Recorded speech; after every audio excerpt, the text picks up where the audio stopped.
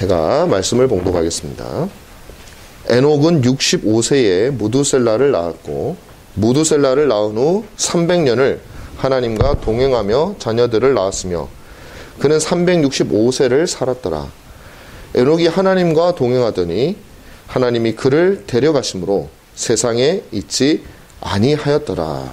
아멘. 우리 지난 시간에 이 내용을 같이 잠깐 했습니다. 에녹이 어떤 사람이었는가에 대해서 간략하게 여러분들께 말씀을 드렸죠. 오늘이 일반적으로 우리가 종교개혁 기념일로 지키는 주일입니다. 원래 이제 10월 31일인데요. 지금 거의 다 왔으니까.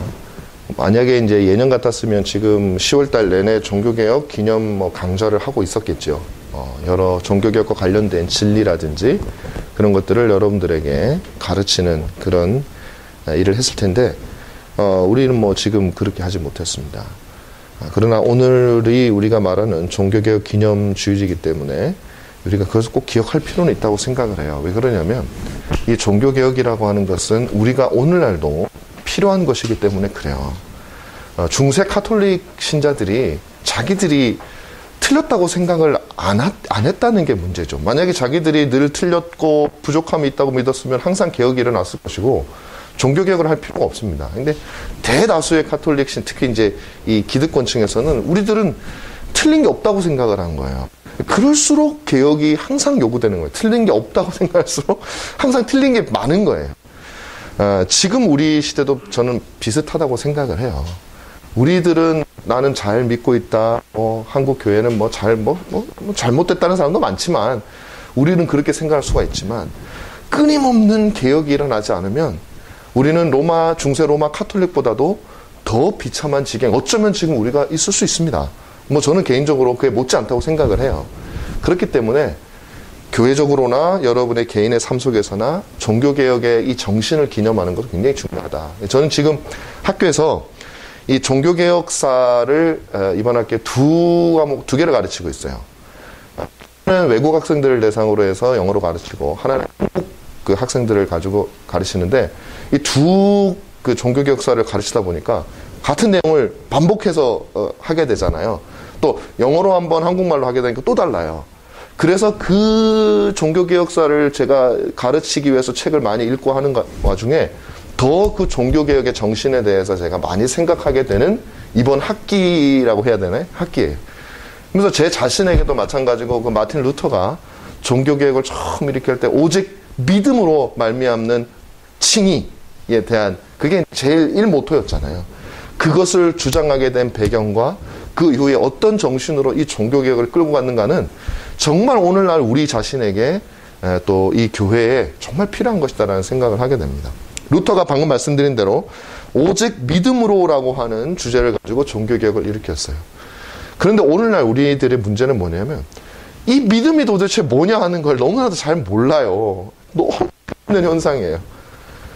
종교개혁은 오직 믿음으로라고 우리 이 말은 다 알아요. 어떻게 구원받습니까? 예수 믿어서 구원받습니다. 그건 다 알아요. 근데 믿는 게 뭡니까? 물어보면 몰라요. 믿는 게 뭐지? 그리고 제가 이렇게 물어보면 그 믿음에 대해서 엄청나게 오해를 하고 소위 말하면 잘못 믿고 있는데 믿는다고 생각하는 경우도 많다는 거예요. 오늘은 이 본문 말씀을 통해서 믿음이란 무엇인가? 에녹의 믿음, 에녹의 동행이라는 제목으로 여러분들에게 믿음의 본질에 대해서 특징에 대해서 몇 가지를 말씀을 드리려고 합니다. 지난주에 말씀드렸던 대로 이 창세기 5장까지 그리고 특별히 5장은 아주 극명한 대비를 이루죠. 한쪽에서는 계속 죽었다는 얘기만 나오고 있어요. 그래서 언뜻 보면은 이 5장은 검정색입니다, 여러분. 검정색이 칠해져 있어요. 그런데 가만히 현미경을 가지고 살펴보면 요 죽음, 수없이 이어지는 죽음 사이에 이 죽지 않은 한 사람, 별과 같은 빛의 한 줄기 빛을 심어 놓았다라는 걸 알 수가 있어요. 이 두 개를 보여주고 있는 거죠. 죽음은 뭐예요? 창세기 3장 이후로 하나님의 행위 언약을 어긴 인간이 기본적으로 처할 수밖에 없는 그 운명이라고 해야 되나? 굴레. 벗어날 수 없는 굴레. 벗어날 수 없는 건 아니에요. 한 가지 방법이 있는 거죠. 그러나 그 방법이 아니고서는 벗어날 수 없는 그 비참한 굴레를 말하는 것이고, 이 하나의 이 에녹은 뭐냐면 그것을 벗어날 수 있는 유일한 방편을 우리에게 알려주고 있다는. 근데 이거는 역으로 말해보면 주님께서도 말씀하셨지만 좁은 문 좁은 길이에요. 문이 좁고 길이 협착하기 때문에 거기로 찾는 사람은 적단 말이에요. 다수는 넓은 문 넓은 길로 가서 멸망의 길로 가는 거. 우리 어릴 때 그런 노래도 많이 부르고 그렇게 하잖아요. 여기도 마찬가지입니다. 다수는 죽음을 향해서 달려가고 있는데 소수가 생명을 향해서. 우리는 뭘 봐야 되냐면, 그럼 그 비결은 뭐냐 이거죠. 창세기 가장 처음부터 나오는, 그리고 성경 전체를 관통해 나가는 오직 의인은 믿음으로 말미암아 살리라 하는 이 주제가 창세기 처음부터 나오는데, 도대체 이 비결이 뭐냐라는 것이죠. 에녹이 어떻게 살았냐라는 것이에요. 살 수 있었냐라는 것이죠. 오늘 본문에 보면 에녹에게는 다른 사람들과는, 제가 오늘 본문을 안 읽었나요? 읽었어요? 난 기억이 안 나네. 네, 본문. 다른 사람들과는 다른 특징이 딱 하나 나타나요. 뭐 다른 건 다 비슷비슷해요. 그건 뭐냐면 에녹 도대체 무슨 일을 했을까 했더니 24절에 보면 에녹이 하나님과 동행했더라라는 내용이 나와요. 다른 사람은 죽었고 에녹은 살았더란데 그 내용에 다른 걸 봤더니 동행했다라는 것이 다른 거예요. 근데 히브리서 11장을 여러분 가시면 구약부터 해가지고 믿음의 사람들이 어떻게 살았는가에 대한 내용이 막 나와요. 그 히브리서 11장의 에녹에 대해서 뭐라고 얘기를 하냐면 믿음으로 에녹은 죽음을 보지 않고 옮겨졌다.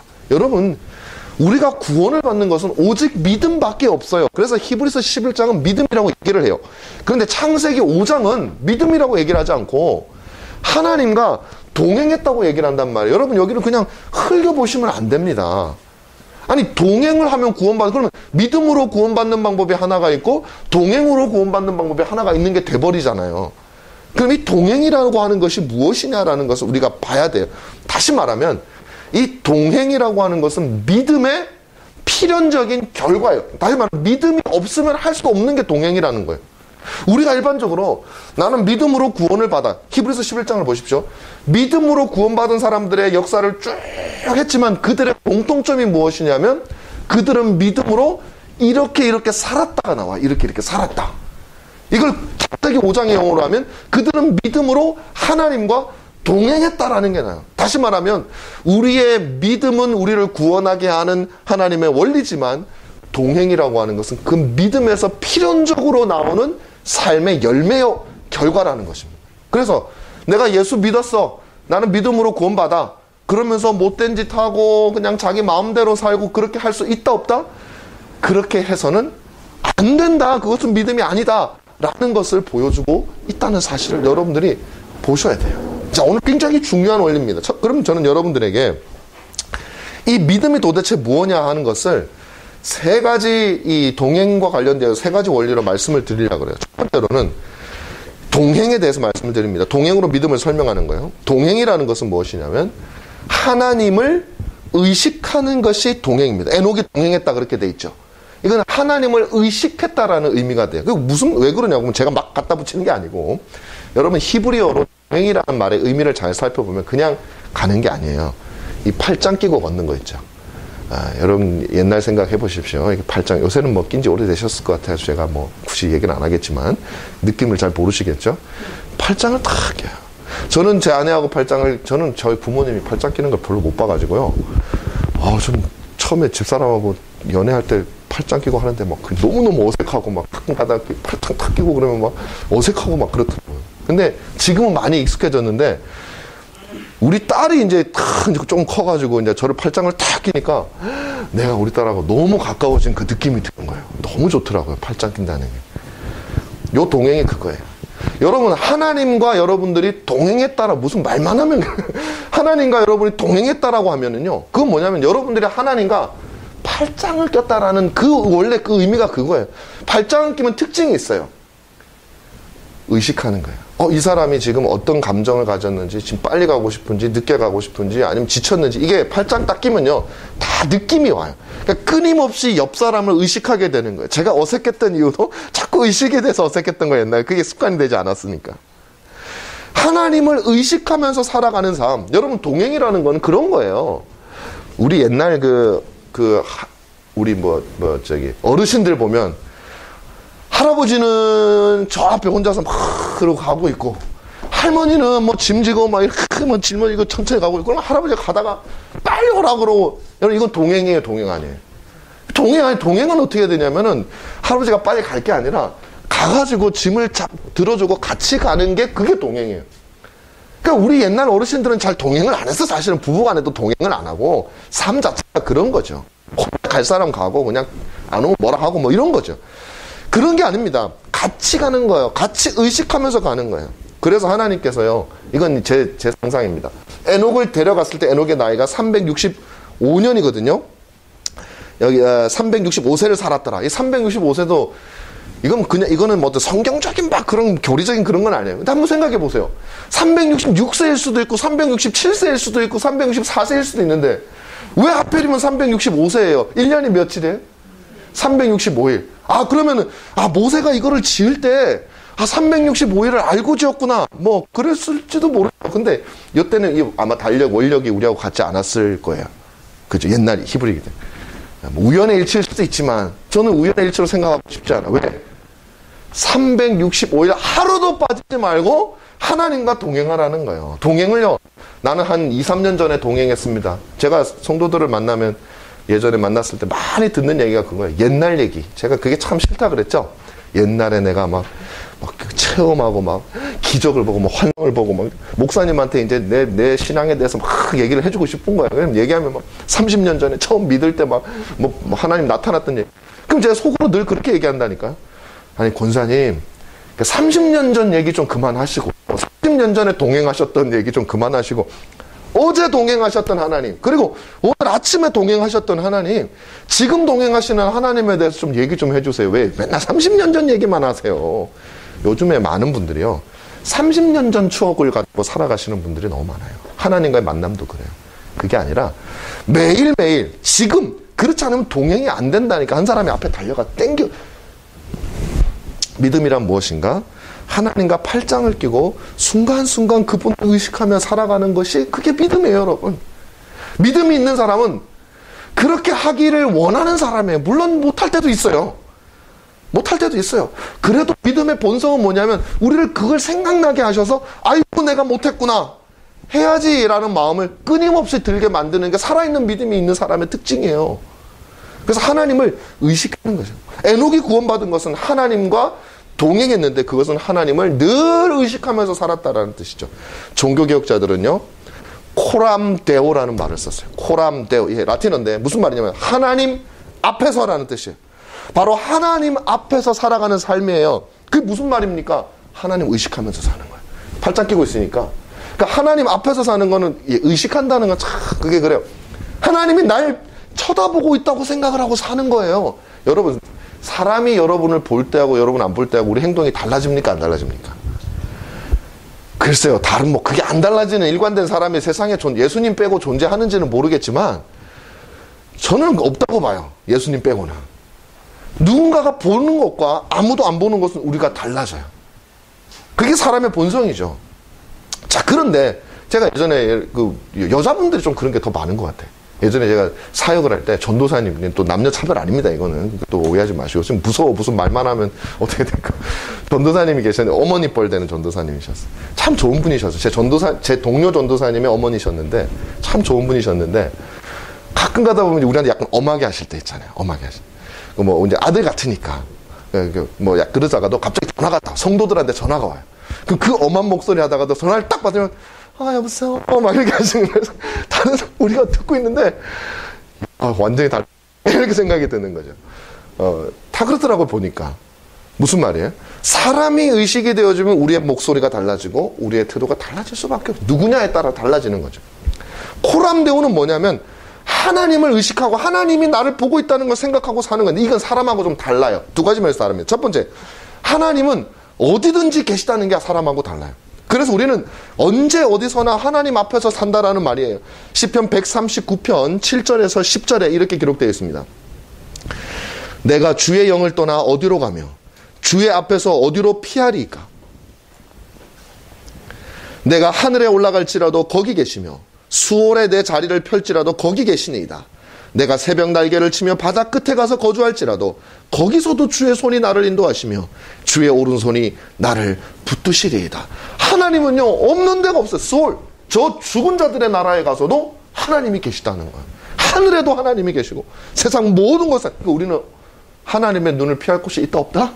없다. 그래서 코람데오라는 건요, 믿음이라는 것은 어디서든지 하나님의 눈을 의식하며 살아. 두 번째 의미는 뭐냐면 코람데오에 하나님은 인간의 중심을 보시기 때문에 달라요. 사람을 의식하는 거.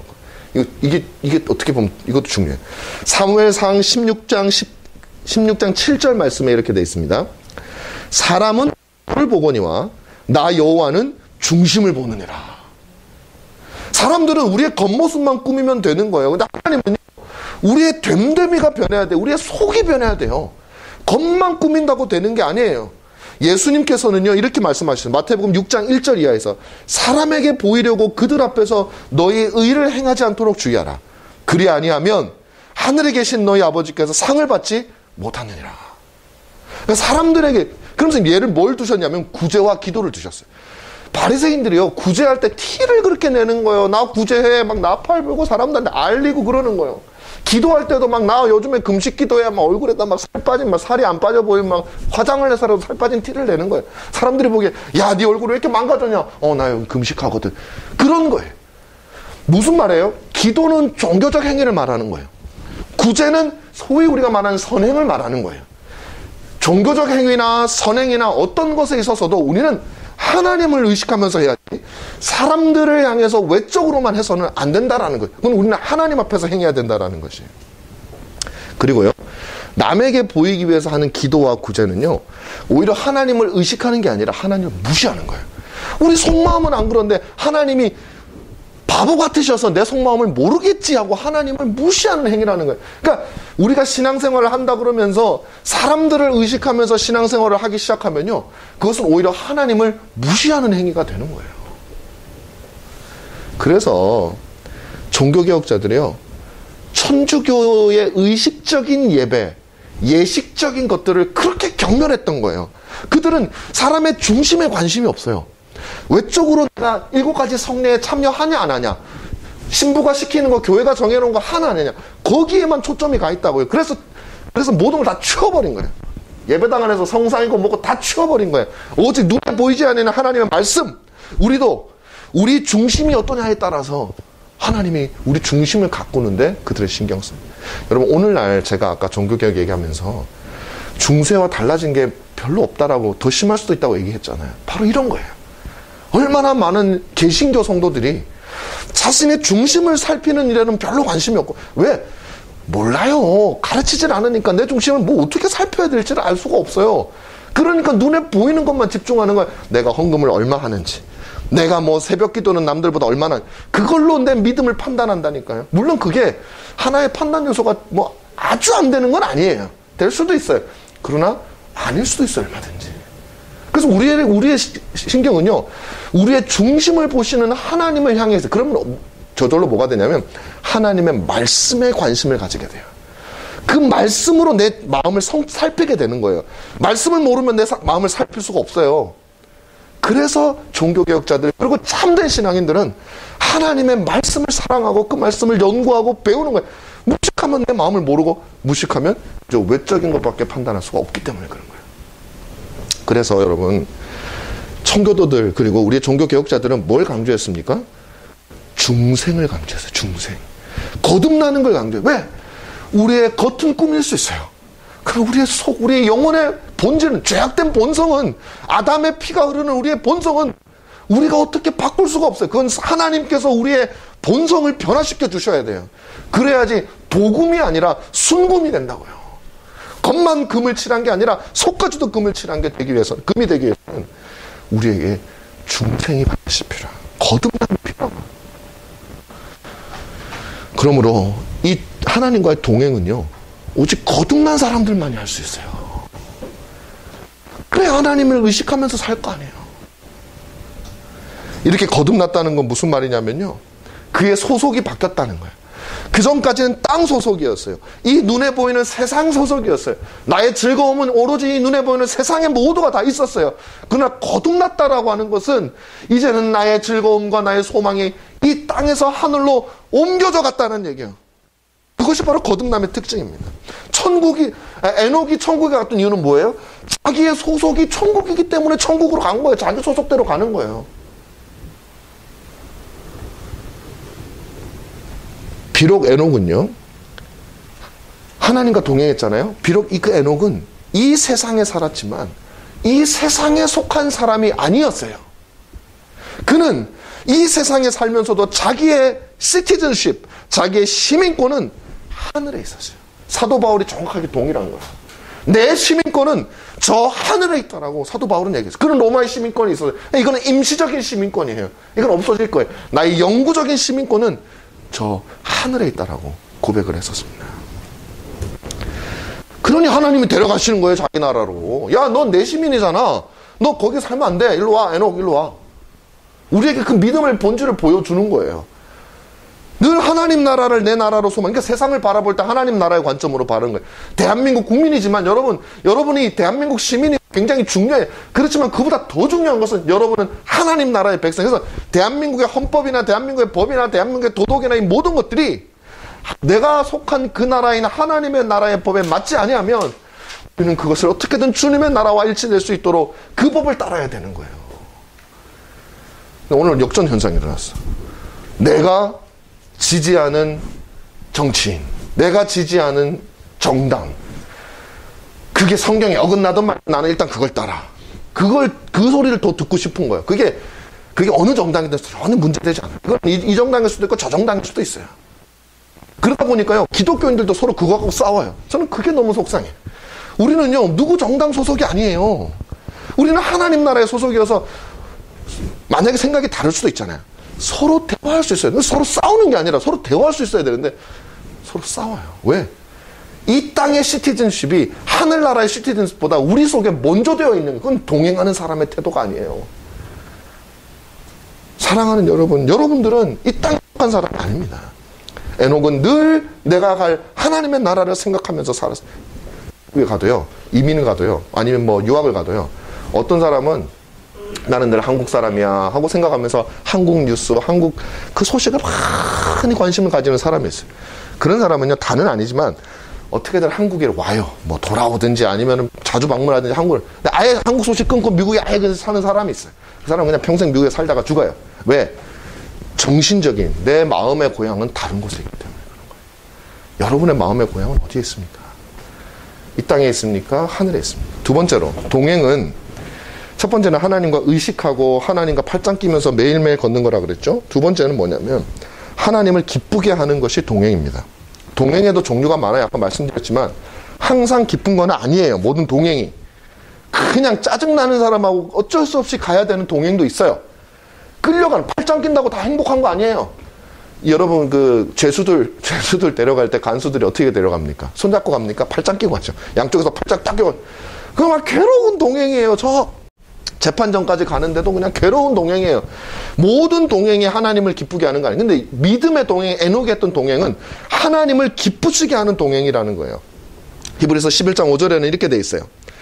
그는 옮겨지기 전에 하나님을 기쁘시게 하는 자라 하는 증거를 바라느냐.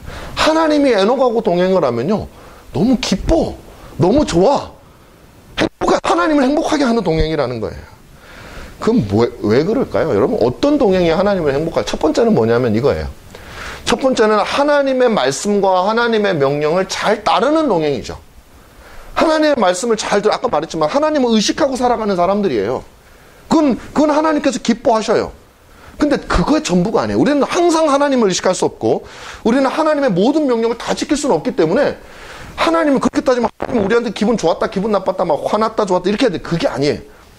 그러면 우리가 어떻게 하면 하나님을 늘 기쁘시게 할 수 있느냐?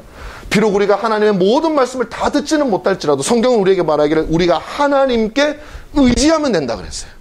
우리의 잘난 것뿐만 아니라 우리의 못난 것도, 우리의 연약함도 하나님께 의지하면 돼요. 내가 하나님의 뜻을 다 지키지 못했어요. 내가 하나님을 의식하면서 살지 못했어요. 그랬을 때 하나님을 기쁘시게 하는 방법이 있어요. 그건 뭐냐면 하나님께 나와서 모든 것을 주님께 의지하는 거예요. 상한 심령을 가지는 거예요.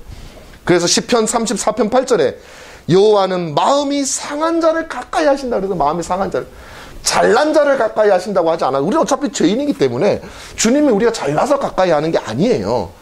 마음이 상한 자. 그래서 나는 참 별 볼 일 없는데 나의 모든 소망은 하나님께 있어. 하나님, 내가 또 말씀을 못 지켰네요.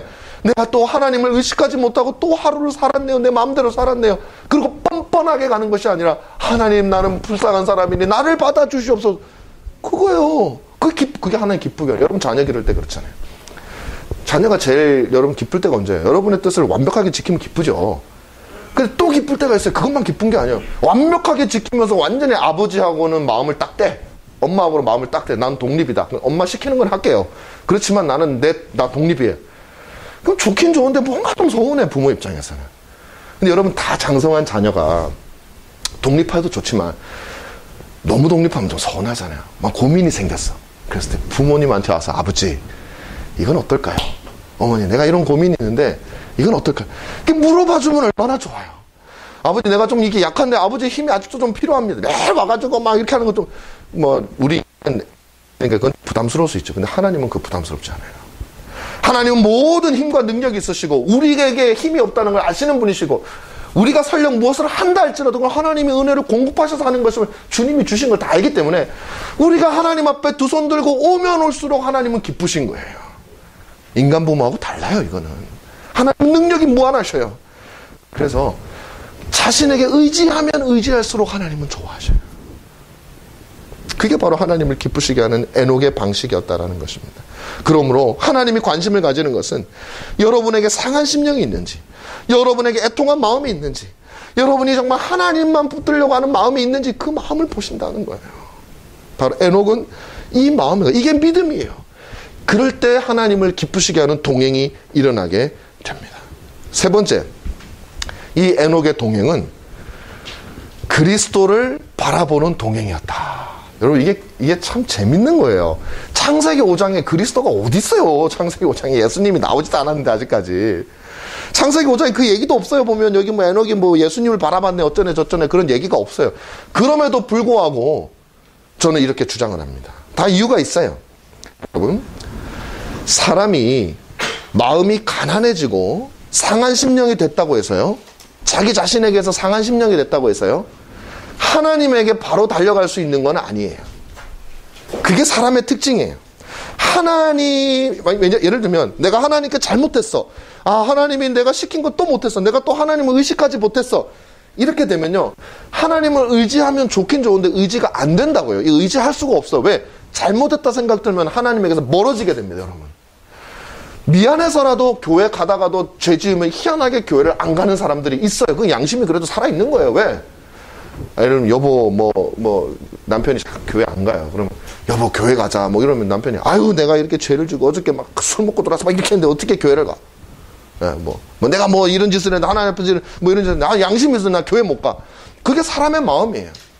교회가 운전하고 가다가 부부가 부부싸움 하면 바로 차 돌리고 싶지 교회 계속 가고 싶습니까? 물론 가는 사람도 있어요. 신경 안 쓰고. 근데 돌리는 사람도 양심 있는 거예요. 그거는. 왜? 뭔가 죄를 졌다 싶으니까 가기가 싫은 거예요. 그게 인간의 마음이에요. 그러나 여러분, 이런 거 있어요. 우리 여기 방금 문수 형제도 왔지만 제가 예전에요, 이 아이들을 이렇게 중등부 애들을 이렇게 케어를 했잖아요. 근데 얘네들이 저하고 잘 지내다가 어느 날 얘네들이 연락이 딱 끊기는 경우가 있어요. 제가 전화를 해도 안 받아. 그런 경우는 어떤 경우냐면 자기들이 살아가는 삶이 하나님과 가까이 있는 삶이 아니면 제 전화를 부담스러워. 자기가 저한테 떳떳하지를 못한 거예요. 그게 사람의 마음이거든요. 자기가 잘 살고 신앙생활 잘하면 목사님 하고 막 그렇게 해요. 근데 안 그런 사람은요, 저하고 맺어진 관계 자체가 하나님에 대한 믿음으로 맺어졌기 때문에 거기에서 멀어지면 멀수록 하나님하고만 멀어지는 게 아니라 저하고도 같이 멀어져요. 그러니까 우리 마음은 그런 것이죠. 자, 그렇다면 우리는 어떻게 해서 하나님께 의지할 수 있게 되겠느냐? 에녹은 어떻게 해서 하나님께 의지할 수 있게 되었느냐? 어떻게 에녹은 하나님과 동행했느냐? 그럼 에녹은 모든 걸 다 지키고 뭐 하나님을 정말로 막 365일 24시간 한 시간도 빼지 않고 하나님을 의식하는 그런 사람 없어요, 세상에. 그리스도 빼놓고는. 그럼에도 불구하고 에녹은 어떻게 하나님과 동행했느냐? 양심이 썩었나? 양심이 없으니까 동행했나? 그것도 아니에요. 성경은 우리에게 뭐라고 말하냐면 에녹은 마음이 상할 때나 자신의 연약함을 느낄 때, 심지어 죄를 지었을 때도 하나님과 동행했다고 얘기합니다. 유다서 1장 14절에 이렇게 기록되어 있어요. 아담의 7대 손 에녹이 이 사람들에 대하여도 하여 이르되 보라, 주께서 그 수만의 거룩한 자와 함께 임하셨다라고 에녹이라고 하는 사람이 예언을 했다는 거예요. 누구하고 온다고요? 주께서 그 수만의 거룩한 자와 함께. 여기서 말하는 주가 누구냐면 주 예수 그리스도의 신약성경 유다서에 나오는 말씀이에요. 예수 그리스도께서 수많은 사람들과 임하는 것을 에녹은 보았던 거예요. 아담도 보았어요. 그 가죽 옷을 통해서 보았고, 하와에게 주시는 하나님의 예언을 통해서 보았고, 그런 것들을 자기 자손에게 알려줬고, 그 아담의 7대손인 에녹도 그 아담 할아버지로부터 들었던 그 뱀의 머리를 깰 여인의 후손에 대해서 들었던 거예요. 그래서 자기의 의로 하나님께 의지하는 것이 아니라 바로 그 여인의 후손이 내 죄를 다 담당하실 것을 믿고 그분을 바라보았다고 성경은 우리에게 증거해 주고 있다는 것이죠. 그래서 여러분, 우리는요, 저는 이렇게 생각했어요. 여러분들한테 설교를 할 때, 여러분, 믿음이라는 것은 365일 동행하는 겁니다. 우리의 중심이 어쩌고 저쩌고 한순간도 하나님과 어디 있어든지 하나님을 의식하지 않고 하나님을 의식하고 살아가는 겁니다. 이렇게 얘기하면 많은 사람들이 아이고, 나는 그거 어떻게 해? 나 그거 못하는데? 어떻게 365일 어디서든지, 난 때도 쉴 때도 있고, 낭망할 것 같은 두려움이 들었어요, 사실은. 이걸 어떻게 설명해야 되나? 그런데 성경은 우리에게 너무나도 잘 설명해주고 있어요. 아니야, 너희가 잘나서 하는 게 아니야. 네가 아무리 못났어도, 아무리 하나님과 동행하지 못하면 낭망하고 좌절하지 마. 우리는 예수 그리스도를 바라보면 돼. 그분이 너를 대신해서 십자가에 못 박혀 죽으셨잖아. 그분이 너를 대신해서 33년 동안 단 하나의 율법도 어기지 아니하시고 다 성취해 주셨잖아. 네가 하나님을 바라볼 수 있는 유일한 방법은 그 예수 그리스도의 죽음이 나의 죽음임을 바라보고 그분만 붙들면 돼. 그러면 하나님 앞에 떳떳하게 설 수 있어 라고 성경은 우리에게 알려주고 있는 거예요. 구약 창세기 5장에서 이 복된 오직 믿음으로 말미암아 구원을 얻는다는 이 진리를 우리에게 알려주고 있는 성경이 얼마나 신비롭습니까? 이게 사람이 써서 이게 되는 거예요, 이게. 성경 제일 처음에 있는 이 창세기의 말씀이 성경 거의 제일 마지막에 있는 유다서의 말씀과 이렇게 일치된다는 게 사람이 있을 수가 없는 일이에요. 이 진리가 어떻게 성경 전체를 관통하는 진리가 이렇게 나올 수가 있습니까? 여러분, 저는 여러분들이 이 창세기 5장에 나오는 수도 없이 죽어가는 그 사람들의 죽음 속에서 유다를 통해서 빛을 보기를 바라고 그 빛의 길에 여러분들이 동행하시기를 바라요. 그 길에 여러분들이 올라타시기를 바라요. 그때 여러분, 오늘 제가 말씀드려서 세 가지만 기억하십시오. 믿음은 하나님과 365일 어디를 가든지 내 중심의 변, 중생의 역사를 통해서 그분과 동행하는 거다. 팔짱 끼고 가는 거다. 둘째는 내가 하나님을 기쁘시게 하는 거다. 근데 기쁘시게 어떻게 하느냐? 하나님께 의지하는 거다. 내 잘못, 내 마음, 내가 부족한 것도 다 하나님께 고백하는 거다. 그럼 어떻게 그것을 고백할 수 있느냐? 주 예수 그리스도를 바라보면 그분을 통해서 우리는 감히 담대하게 하나님께 의지할 수 있게 되는 거다. 이것을 해주는 것이 무엇이다? 믿음의 믿음. 사랑하는 여러분, 우리는 부족하지만 당당하십시오. 부족하다고 해서 하나님에게서 멀어지지 마십시오. 당당하게 그리스도에 대한 보혈을 가지고 나가십시오. 그러면 건방져지지 않고 겸손해집니다. 그게 기독교인의 신비예요, 신비. 담대하면 보통 건방져지거든요. 근데 담대한데 겸손해질 수 있는 비결은 여기에 있어요. 여러분 모두가 다 종교개혁자들이 발견했던 오직 믿음으로의 교리, 이 진리가 여러분의 삶에서 동행이라고 하는 이 결과로 말미암아 나타나는 여러분의 삶이 되기를 진심으로 기도하고 또 축원합니다.